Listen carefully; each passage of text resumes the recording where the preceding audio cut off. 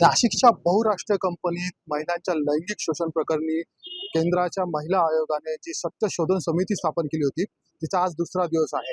या सत्यशोधन समितीने आज जवळपास 7 तास विविध जे याच्या रिलेटेड जे कोणी व्यक्ती होते, SIT होती, त्यांची चौकशी केली आहे। आणि त्याच्यानंतर आज जी समिती आहे ती या कंपनीत दाखल झालेली आहे। आपण माझ्या मागे बघू शकता की हीच ती कंपनी आहे जिथं आता सत्यशोधन समिती जी आहे ती त्यांचा चौकशी करत आहे।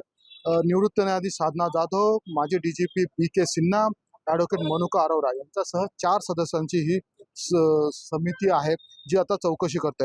आणि ह्या चौकशीचा सर्व अहवाल जो आहे हा अहवाल महिला आयोगाला देण्यात येईल। आणि त्याच्यानंतर TCS ही जी बहुराष्ट्रीय कंपनी आहे त्याच्या पॉश कमिटी नेमकं इथं काय काम केलं, कुठं दुर्लक्ष झालं, नेमकं काय प्रकरण आहे याचा जो अहवाल आणि महिला आयोगाला आल्यानंतर तो बहुतेक सर्वांसमोर येईल अशी अपेक्षा आहे। मात्र सध्या तरी TCS कंपनी जी बंद झाली असं सांगण्यात आलं होतं। त्यातल्या काही कर्मचाऱ्यांना जे आहे वर्क फ्रॉम होम देण्यात आलं आहे, तर इथं पण जवळपास 70 कर्मचारी आतमध्ये काम करत आहेत। आणि शक्यता अशी आहे की ही जी समिती आहे त्या कर्मचाऱ्यांशी, त्याचे प्लांट आहे नितीन कपूर, प्लांट हेड जे आहेत त्यांच्याशी पण ही समिती चर्चा करण्याची शक्यता आहे।